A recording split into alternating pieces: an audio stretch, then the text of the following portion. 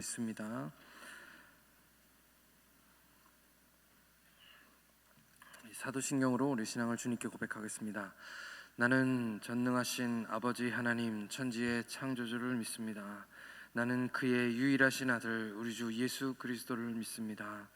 그는 성령으로 잉태되어 동정녀 마리아에게서 나시고 본디오 빌라도에게 고난을 받아 십자가에 못 박혀 죽으시고 장사된 지 사흘 만에 죽은 자 가운데서 다시 살아나셨으며 하늘에 오르시어 전능하신 아버지 하나님 우편에 앉아 계시다가 거기로부터 살아있는 자와 죽은 자를 심판하러 오십니다. 나는 성령을 믿으며 거룩한 공교회와 성도의 교제와 죄를 용서받는 것과 몸의 부활과 영생을 믿습니다. 아멘. 찬송가 301장 우리 하나님께 드리겠습니다.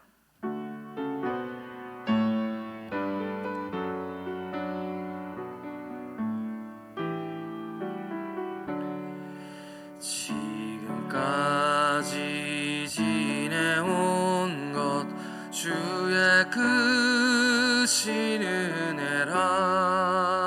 한이 없는 주의 사랑 어찌 이루 말하랴.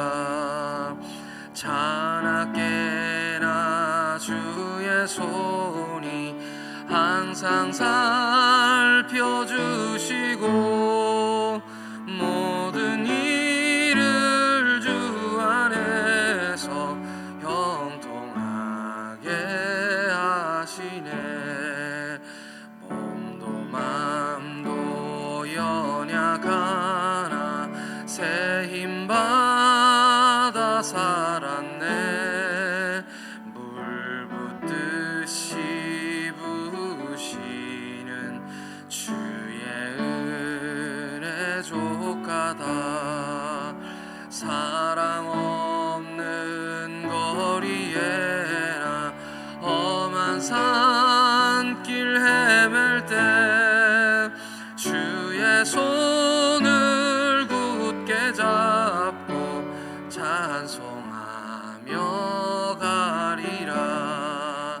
주님 다시 배울 날이 날로 날로 다가와 무거운 짐 주께 맡겨 벗을 날도 멀잖네. 나를 위해 예비하신 고향 집에 돌아가 아버지의 품 안에서 영원토록 살리라.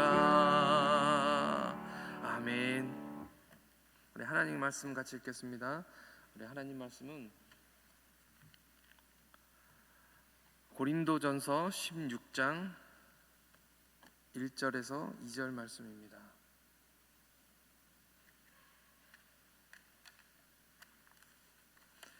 고린도전서 16장 1절에서 4절 말씀입니다. 1절에서 4절 말씀, 고린도전서 16장 1절에서 4절, 신약성경 284쪽에 있습니다. 한 목소리로 함께 읽겠습니다. 시작. 성도를 위하여는, 연보에 관하여는 내가 갈라디아 교회에게 명한 것 같이 너희도 그렇게 하라. 매주 첫날에 너희가 각 사람이 수입을 따라 모아두어서 내가 갈 때에 연보를 하지 않게 하라. 내가 이를 때에 너희가 인정한 사람에게 편지를 주어 너희의 은혜를 예루살렘으로 가지고 가게 하리니 만일 나도 가는 것이 합당하면 그들이 나와 함께 가리라. 아멘. 한번 제가 기도하겠습니다. 하나님 아버지 은혜를 감사합니다. 주님이 사랑하시고 주님께 축복하시고 싶은 하나님의 귀한 우리 시온성교회 성도님들 이 새벽에 주님 앞에 모여 첫 주의 첫 시간을 주님 앞에 이렇게 드립니다. 하나님 말씀으로 시작하고 주님 기도로 시작하는 하나님의 성도들에게 하나님 한량없는 은혜를 부어 주시옵시고 주님의 은혜 속으로 은혜 가운데 일주일을 살아낼 수 있도록 하나님께서 능력과 힘을 공급하여 주시옵소서. 이 시간 주시는 음성, 주시는 말씀을 듣고 하나님 그 말씀에 화답하고 순종하며 아버지 그 말씀을 붙잡고 살아가기를 소원하오니 하나님 이 시간 하나님께 주신 큰 은혜가 우리 가운데 넘치게 하여 주옵소서. 감사하며 우리 구주 예수 그리스도의 이름으로 기도하옵나이다. 아멘. 할렐루야. 2003년 12월 뉴스위크지에 나온 케네스 베링이라는 사람의 이야기를 해드리겠습니다. 부모님이 가난했지만 신앙생활을 열심히 했던 믿음의 사람이었는데 이 사람이 나중에 자동차를 팔아서 돈을 벌고 건축업을 해서 큰 돈을 벌었습니다. 그렇지만 가진 것을 남을 위해서 쓰는 일에는 꽤 인색했었나 봅니다. 그러다가 2000년에 구호단체와 함께 베트남에 가게 되었는데 거기서 산골 마을의 한 여자아이를 만나게 됩니다. 그 여자아이는 다리가 불편했고 그 불편한 다리를 이끌고 걸으면서도 목발이 없었기 때문에 절룩거리는 모습을 보고 여기 케네스 베링이 안타까운 마음이 들어서 그에게 휠체어를 하나 선물해 주었다고 합니다. 돈이 많은 사람이니까요, 휠체어 하나 사주는 일은 그렇게 큰 일이 아니었던 것 같습니다. 이 어린아이가 휠체어를 받고 울면서 이렇게 얘기했다고 합니다. 내가 누군지도 모르는데, 나도 당신이 누군지도 모르는데 이렇게 좋은 선물을 주는 것에 너무 감사하고 내 인생에 이렇게 좋은 선물은 다시는 없을 것입니다. 나는 이제 죽어도 여한이 없습니다 라고 이야기했다고 합니다. 이 말을 들은 이 케네스 베링은 크게 감동했습니다. 자신에게는 그 휠체어 하나 사주는 것이 정말 별일이 아니었기 때문이죠. 그렇게 쉽게 한 행동에 크게 감동받는 아이를 보면서 케네스 베링 자신이 크게 은혜를 받고 감동을 받아서 다른 누구보다도 크게 은혜를 받은 것은 이 케네스 베링 자신이었던 것이죠. 그래서 돌아와서 그 전 재산을 국제 휠체어 재단을 세우고 그 아이와 같은 사람들을 위해서 휠체어를 나눠주는 일을 한다고 합니다. 현재까지 1억이 넘는 사람들에게 휠체어를 나눠줬다고 하고요. 그 케네스 베링은 이렇게 얘기했다고 그 뉴스위크지에 나와 있었습니다. 누군가에게 나눠주면 받는 사람보다 주는 사람이 더 행복해지는 법입니다. 고린도의 말씀을 계속해서 읽고 있습니다. 고린도 교회를 향한 안타까운 마음으로 바울은 하나씩 1장에서부터 지금까지 고린도 교회가 가진 문제들을 지적했습니다. 비록 고린도 교회가 문제가 많은 교회였기는 했지만 우리가 바울이 얼마나 이 교회를 사랑했는지를 알 수 있습니다. 때로는 아버지의 마음으로, 때로는 어머니의 마음으로, 고린도 교회가 온전히 서기를 위하는 마음으로 그들을 향해서 계속해서 사랑의 마음으로 그들에게 권면하고 있는 것이죠. 마지막으로 이제 16장에서 바울은 이 편지를 마치기 전에 앞으로 계획을 얘기합니다. 바울은 지금 3차 전도 여행 중에 이 고린도서를 쓰고 있는 것입니다.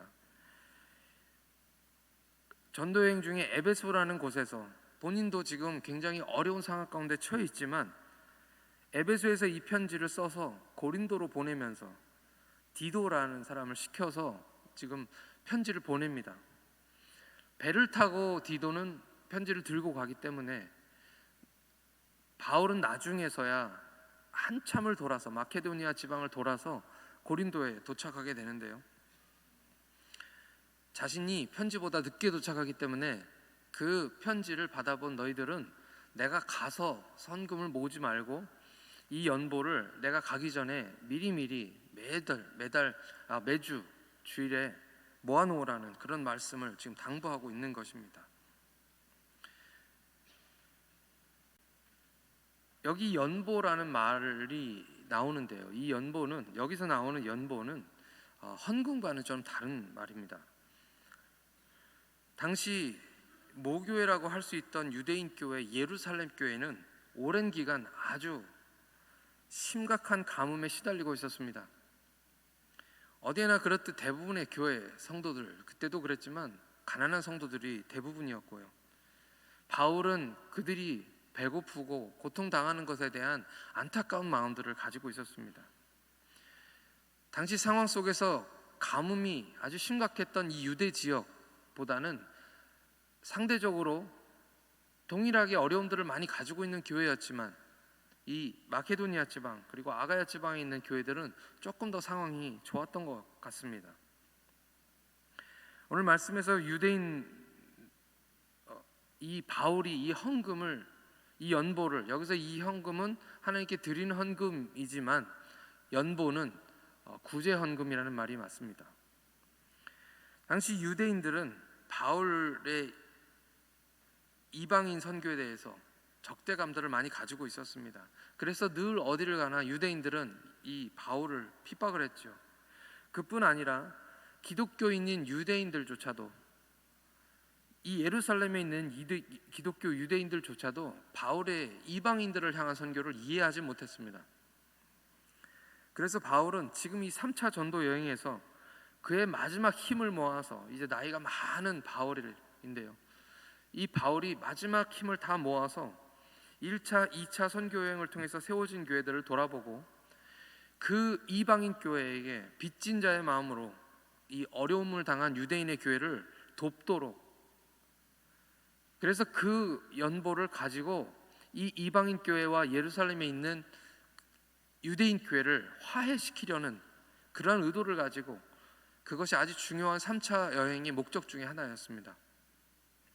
그래서 오늘 이 말씀에서 연보를 미리 준비하라라고 이야기하고 있는 것입니다. 네, 오늘 말씀에서 제가 정말 제 마음속에 와닿았던 말씀은 3절의 말씀입니다. 3절의 말씀을 함께 읽겠습니다. 내가 이를 때에 너희가 인정한 사람에게 편지를 주어 너희의 은혜를 예루살렘으로 가지고 가게 하리니.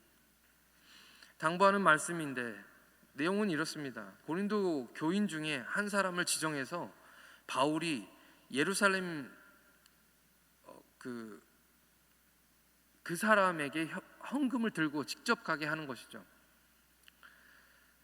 바울이 그 돈을 받아가지고 연보를 받아가지고 전해줄 수도 있는데, 특별히 바울은 그 한 사람, 고린도 교회 교인 중에서 한 사람을 지정해서 그 사람의 손에 의해서 들고 그것을 예루살렘 교회로 가져가도록 하겠다는 계획이었습니다. 그리고 예루살렘 교회는 그 사람이 누군지 모르고 이방인이기 때문에 그 사람을 만나서 자신이 직접 편지를 써서 주고 그 편지와 헌금을 들고 가게 하겠다라는 그런 계획이었던 것이죠. 같이 그 사람과 동행해서 예루살렘으로 갈 수도 있었지만 지금 여기 선교의 상황은 쉽지 않을 수 있었기 때문에 어쩔 수 없는 상황이 발생할까 봐 지금 이렇게 계획을 하고 있는 것입니다. 많은 분들이 이 구제 헌금을 바울이 투명하고 객관적으로 처리하기 위해서 지금 현지인에게 시켜서 그것을 직접 들고 가게 했다라고 이야기하기도 합니다. 물론 그 이유도 있을 것입니다. 하지만 제 마음에는 그것보다는 좀 특별한 단어 하나가 오늘 3절 말씀에 있었습니다. 3절 말씀을 한 번 더 제가 읽겠습니다. 내가 이를 때에 너희가 인정한 사람에게 편지를 주어 너희의 은혜를 예루살렘으로 가지고 가게 하리니.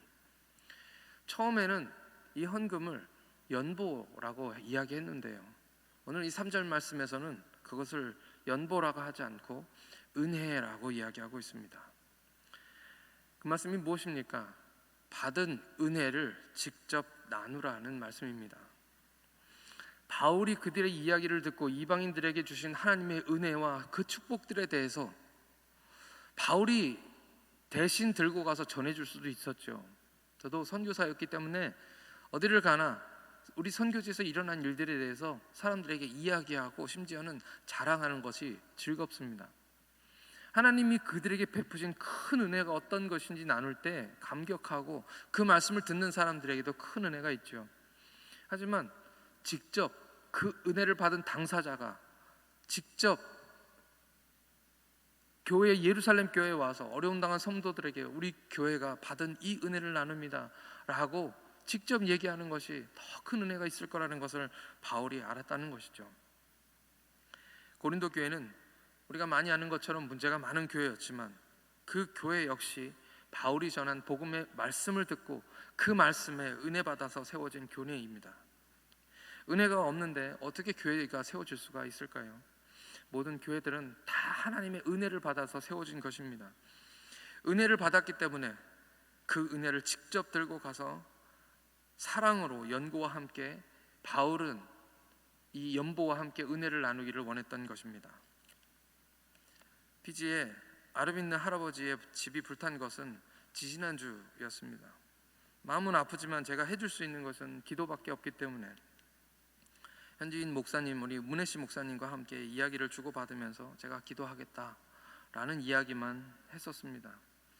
그런데 지난 금요일 현지인 목사님께 교인들도 다 힘든데 최선을 다해서 성도들과 함께, 저희 교회 성도들과 함께 집에서 각 가정에 있는, 돈을 주고 새로 사서 드릴 수는 없으니까 집안에 있는 물건들 중에서 그릇이며 옷가지며 이런 것들을 모으고, 그리고 열심히 돈을 모았는데 그 돈이 우리나라 돈으로 한 35,000원 정도 되는 돈이었습니다. 그것을 모아가지고 가지고 가서 그 집에 가서 함께 기도해주고 격려해주고, 집도 아니지요, 거의 정부에서 마련해준 그냥 텐트였습니다. 거기에 가서 사진을 찍어서 저에게 보내줬고, 제가 그것을 보면서 그래도 우리 성도들들 감사하다, 제가 그 형편을 잘 알기 때문에 15,000원이라는 돈이 그들에게 쉽지 않은 돈이었다는 걸 제가 알고 있습니다. 그래서 저 혼자 그것을 보고 있는데 지나가던 우리 목사님이 그것을 보신 거죠. 그리고 무슨 일이냐고 저에게 물으셔서 이렇게 저렇게 설명을 해드렸습니다. 하나님이 우리 목사님의 마음을 움직이셨고 우리 성도들의 마음이 움직여져서 이제는 제가 그 가정을 도울 수 있게 되었습니다.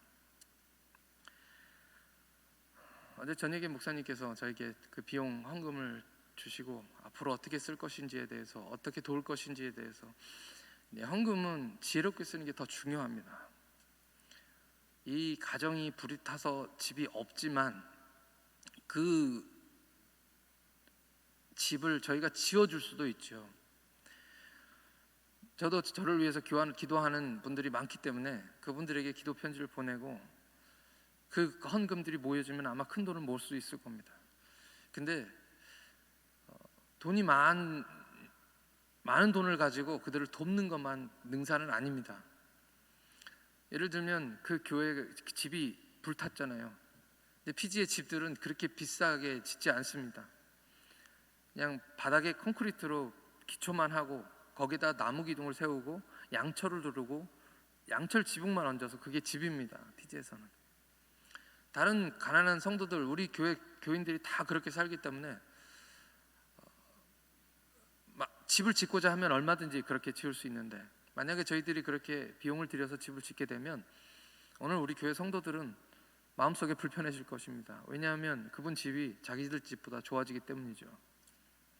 그러면 결국 그분들의 마음속에는 임재민 선교사가 또 돈을 보내주진 않을까, 우리 교회가 또 우리 교회를 도와주진 않을까 하는 그런 생각들에 사로잡히게 되고, 그렇게 되면 선교하기 어려워집니다. 다음에는 더 많은 돈을 들여서 또 그분들을 도와줘야 되고요.